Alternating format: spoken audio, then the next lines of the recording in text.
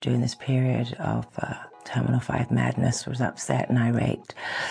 And I guess I just took it too far, maybe. During what he called the Terminal 5 madness, Bill Gates admitted he was upset and irate and said he may have taken things too far. That confession came during a tense town hall where he addressed his past ties to Jeffrey Epstein, a convicted offender, and even acknowledged 2 affairs with Russian women. He also tried to explain why photos of him showed up in Epstein's files, saying the connection looked worse than it was. But people weren't buying the clean-cut apology that easily, especially with everything else unfolding around Epstein's circle. Then the conversation took a darker turn. The narrative around Epstein wasn't just about tech billionaires anymore. It was about the pipeline, how some young women were allegedly recruited, moved around, and broken in. Jaguar Wright didn't hesitate to say what she believed was happening. She directly linked Naomi Campbell to Diddy, Jeffrey Epstein, and Harvey Weinstein, 3 powerful men whose names are now tied to some of the ugliest scandals in entertainment. According to Wright, the one common thread allegedly connecting them wasn't just money or fame, it was Naomi. Naomi pushed back hard. She called the accusations a direct character assassination. She said, "I've always said that I'm not a saint, that I am a work in progress." And then after that, that's when they were shipped off to Epstein Island to be broken in. "But I will not be held hostage by my past." She also said what Epstein did was indefensible and that it made her sicken to my stomach. She insisted she stood with the victims and reminded people she had her own experiences with predators growing up in the industry. She made it clear being in the same room as someone doesn't make you guilty, but critics argued that this wasn't just about one photo or one event, it was about patterns. Private flight logs showed Naomi and Epstein traveled on his jet multiple times. That jet, later known as the Lolita Express, 3 women I know right now in my life, they've been in my life for 6 years. I've been caring for them for 3 years. I got them off of Epstein Island. I cannot say where they are in the world. What I can say is when they got into the boat, they were roughed.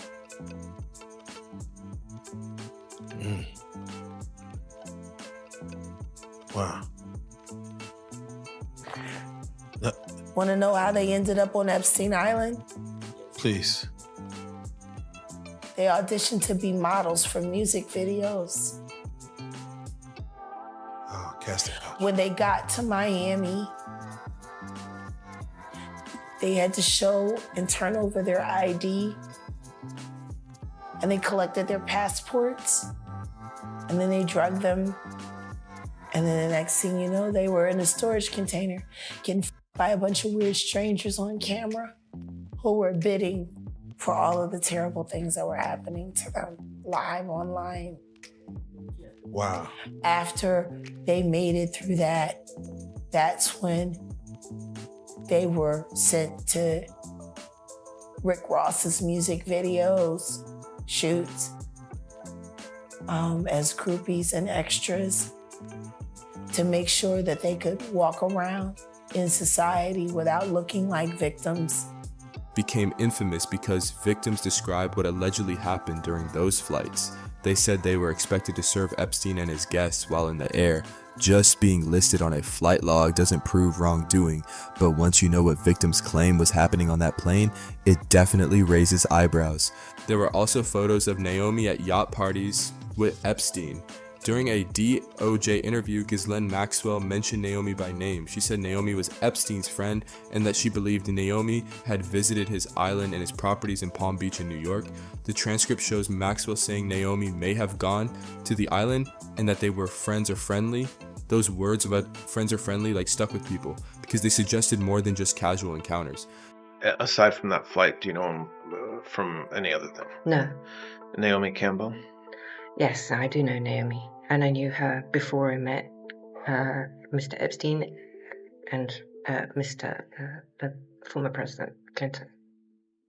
Do you know whether Mr. Epstein separately knew Ms. Campbell? I think he probably met her through me. That, I imagine. And so, for those 3, Mr. Tucker, Mr. Spacey, and Ms. Campbell, did they ever travel to any of Mr. Epstein's properties, the island or New Mexico?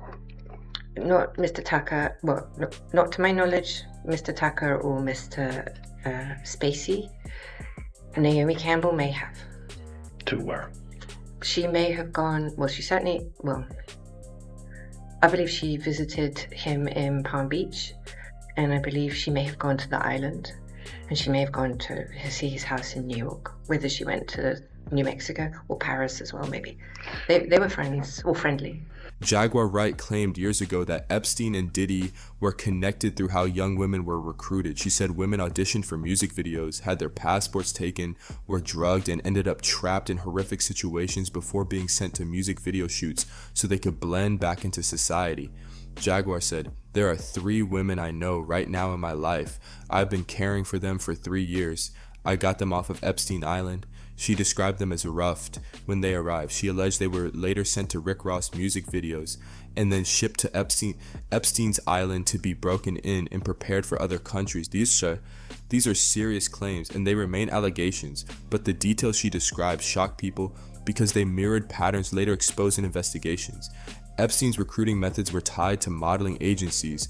Jean-Luc Brunel ran MC2 Model Management, and Rachel Chandler allegedly worked through agencies that critics claim were fronts. Chandler had been photographed with Diddy, which only added to speculation. Jaguar's supporters say she predicted many of these connections before documents were publicly released. When Naomi's name appeared again in newer Epstein documents, people pointed back to what Jaguar had said years earlier and asked if she saw it coming. Emails showed that Naomi's manager invited Epstein to a Dolce & Gabbana event celebrating 25 years of her career. The email read, "Dear Mr. Epstein, on behalf of Miss Campbell, we would like to invite you to her celebratory event." That invitation alone doesn't prove anything illegal, but when the same names keep appearing in flight logs, party photos, black books, and private emails, the public starts connecting dots, whether it's fair or not. Naomi's name also appeared frequently in flight logs, alongside women later identified as victims. One of the most well-known was Virginia Giuffre. His wealth was so vast, the fact that he had this fleet of planes. We've heard a lot about the Lolita Express. What happened on the Lolita Express? Everything that happened on the Lolita Express and his other planes was the same thing that happened in his bedrooms and the massage rooms, on the beach, wherever we were.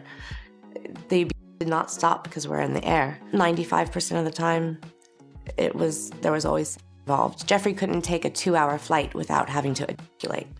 That's how sick this man was. How did you live every day? How did you get on board that plane? How did you live knowing you're going off to New York or to the island or to whoever you were about to speak to? You must have been a ball of dread and anxiety. I was horrified, I was sad, I was angry, I was disgusted. I was a shell, and the only way that I could cope with what I was going through was, taking Xanax. And Xanax is like an anti-anxiety tablet, but it also, it took away that feeling of anger, sadness. It made me feel numb. It was a numbing tablet, and it helped me cope with what was going on at the time. It took a lot of people involved. It took doctors, psychiatrists, gynecologists, dentists. Virginia's testimony was central in exposing Epstein's network and eventually led to Prince Andrew facing legal action. She described what allegedly happened on the Lolita Express, saying misconduct didn't stop just because the plane was in the air. She explained that everything that happened on the Lolita Express and his other planes was the same thing that happened in his bedrooms. They did not stop because we're in the air. She said Epstein couldn't take a 2-hour flight without having, and described how overwhelming the fear and anxiety were during those trips. Virginia said she coped by taking Xanax just to numb the trauma. She described herself as a shell. According to her, it wasn't just Epstein. It required doctors, psychiatrists, gynecologists, dentists, and others who allegedly enabled what was happening. Those statements painted a picture of a system, not just one man. That's why people keep revisiting flight logs and guest lists, because victims say that many people knew more than they admitted. Then came the tragedy. Virginia survived a serious accident involving a truck, and days later she took her own life. Her family released a statement saying she had been a lifelong victim, and that the weight of her trauma became unbearable. Her death shocked the world because she had been working on a book and was seen as one of the most vocal figures in exposing Epstein's network. Some believe it was an unbearable burden, others question the timing, but officially her family confirmed she died by suicide. Epstein's infamous Black Book, a 97-page address book containing names of powerful figures, included Naomi Campbell's contact details. The book had thousands of entries, celebrities, royalty, executives. Naomi was listed among trusted contacts with multiple phone numbers recorded. The contents tied to her haven't been fully detailed publicly, but once again, her name appearing in that book kept the conversation alive. The bigger debate now isn't just about one person, it's about proximity. If someone appears in flight logs, party photos, emails, and address books, does that automatically mean guilt? Naomi argues no. Critics argue repeated proximity deserves scrutiny. And in a world where powerful people move quietly in the same circles for years, the public is left questioning how deep those connections really went. Again, this alone doesn't prove any criminal activity, but it definitely raises eyebrows when one of the most powerful fixers on the planet was writing Naomi Campbell's name right next to area codes and other high-profile contacts in his private address book.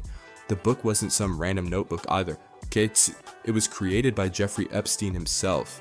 That's important because this wasn't gossip written by outsiders. This was his personal record of who mattered to him, who he could call, and who was in his world.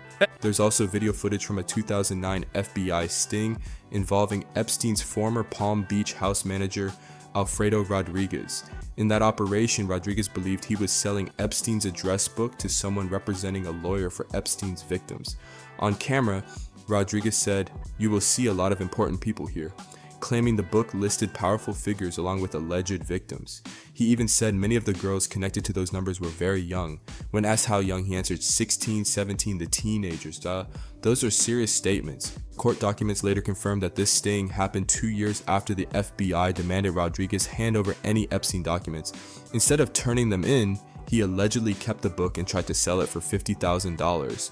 In the partially redacted 45-minute video, Rodriguez also implicated Ghislaine Maxwell, describing her as a very powerful lady from England. He claimed she traveled to Eastern Europe to find girls and that she kept a computer database of them.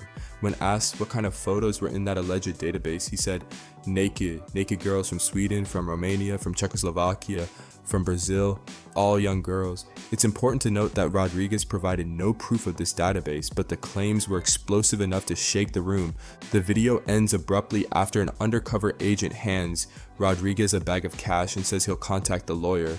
That sudden cutoff left people wondering what else might have been said off camera. And in the middle of all that chaos, Naomi Campbell's name continued to circle around these investigations, not as a defendant, but as someone frequently appearing in overlapping social circles with powerful men who were later exposed. Naomi's name also surfaced in connection with Harvey Weinstein. Katie Noble, a British model who sued Weinstein over an alleged assault during the 2014 Cannes Film Festival, said she saw Oprah Winfrey and Naomi Campbell at private gatherings hosted by him. Noble alleged that Weinstein assaulted her at the Majestic Hotel and forced her into humiliating acts. She said seeing Oprah and Naomi in his circle gave her a false sense of security. Noble explained that meeting Oprah felt like a dream and made her believe Weinstein was trustworthy because he was surrounded by respected figures. That detail hit hard because it shows how proximity to powerful women could lower someone's guard. Jaguar Wright had warned years ago that the industry was run by men who corner young women with promises of fame. She said these executives control who rises and who disappears.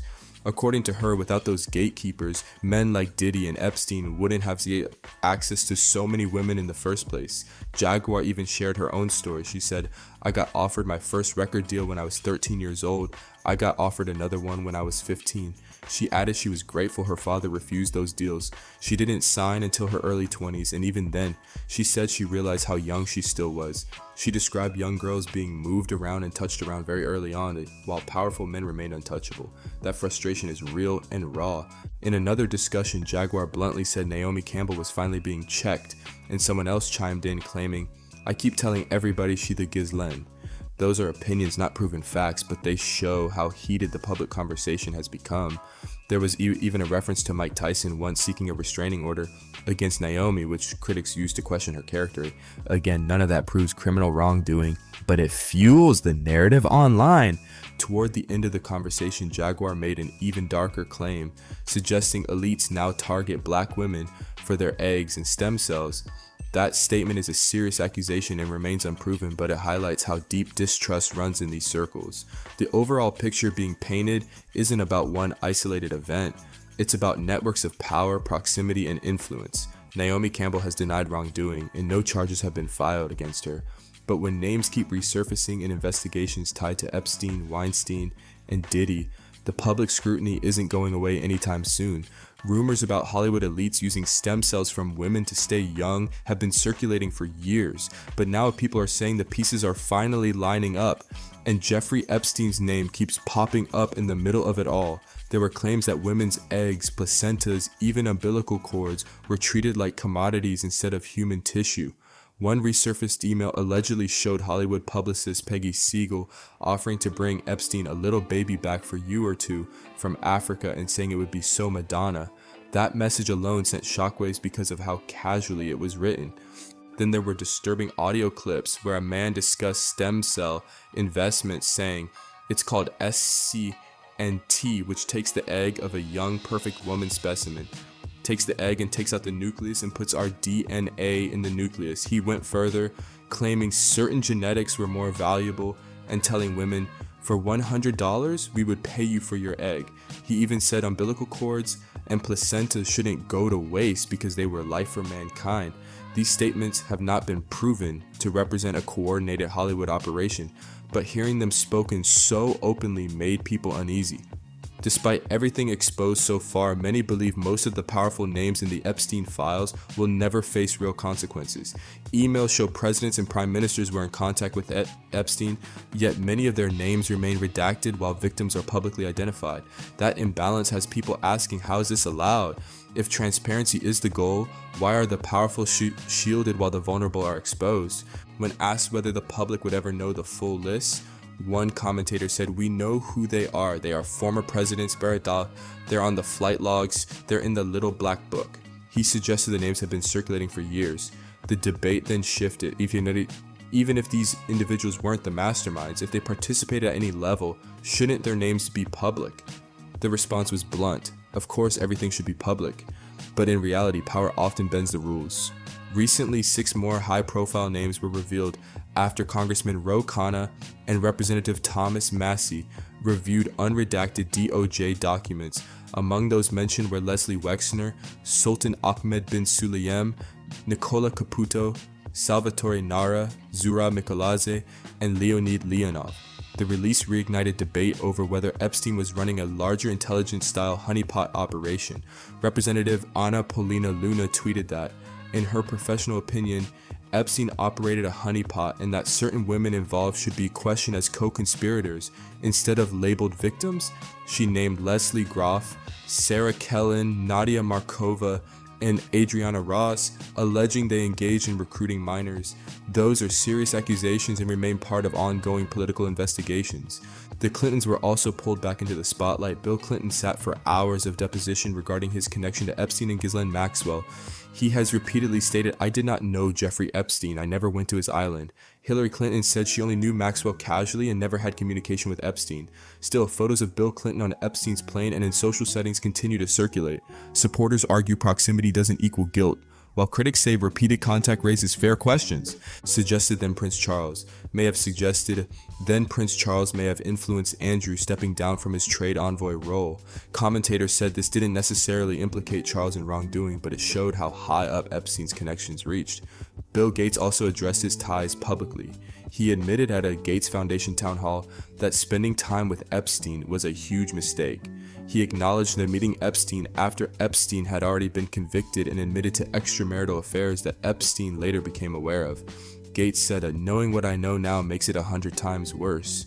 While he denied any knowledge of crimes, the optics of private flights and global meetings with Epstein didn't sit well with employees or the public. At the center of all this is one recurring theme: influence and protection. powerful figures continue to say they didn't know what was happening, yet victims describe systemic abuse that require cooperation from many people. Jaguar Wright has been sounding alarms for years about networks of control in entertainment. Whether you agree with her or not, the bigger conversation is about who gets protected when scandals explode and who gets sacrificed to keep the machine running. This story is still unfolding, and the documents keep dropping. If you want deeper breakdowns of what's verified, what's speculation, and what might be coming next, make sure you hit like and subscribe so you don't miss anything, and drop your thoughts in the comments. Do you think the full truth will ever come out, or are some names just too powerful to fall?